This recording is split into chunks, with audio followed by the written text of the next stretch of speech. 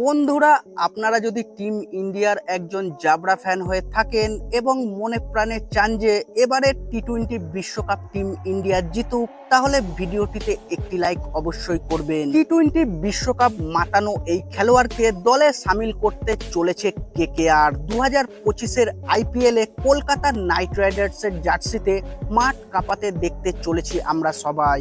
কে এই ক্রিকেটার, সমস্ত কিছু জানাবো বন্ধুরা।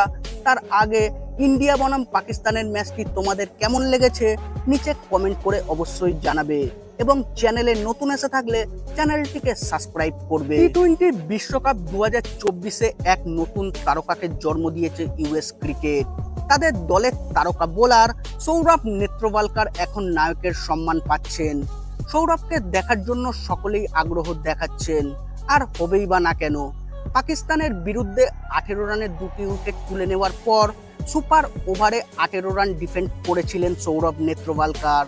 এরপর বিরাট কোহলিকে গোল্ডেন ডাক করেন তিনি। তারপরে রোহিত শর্মাকেও প্যাভিলিয়নের রাস্তা দেখান সৌরভ।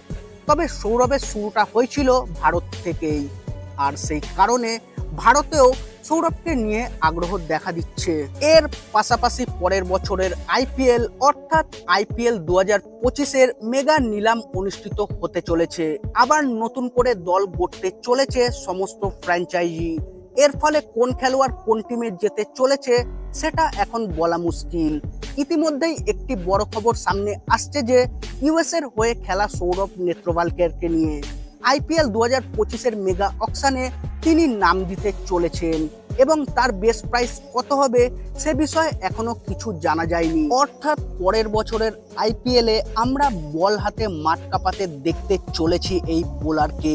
অনুমান করা হচ্ছে যে যেহেতু তিনি মুম্বাইয়ে জন্মগ্রহণ করেছেন, সেক্ষেত্রে Mumbai Indians, royal Challengers Bangalore এবং কলকাতা নাইট রাইডার্সের মধ্যে কোনো একটি টিমে খেলতে দেখা যেতে পারে সৌরভকে। সেক্ষেত্রে কেকেআর ফ্যান্সরা মনে করছেন যে তারা সৌরভকে কেকেআরে খেলতে দেখতে চায় পরের বছর আইপিএলে। এখনো পর্যন্ত টি-20 বিশ্বকাপে সৌরভের পারফরমেন্স নজর কেড়েছে সকল ক্রিকেট প্রেমী মানুষের। এমন পরিস্থিতিতে পরের বছরের আইপিএলে তাকে খেলতে দেখতে চায় সকলেই। এখন বিষয় হচ্ছে পরের বছরের আইপিএলে তিনি কোন টিমের সঙ্গে যোগ দেন সেটা শুধু সময়ের অপেক্ষা।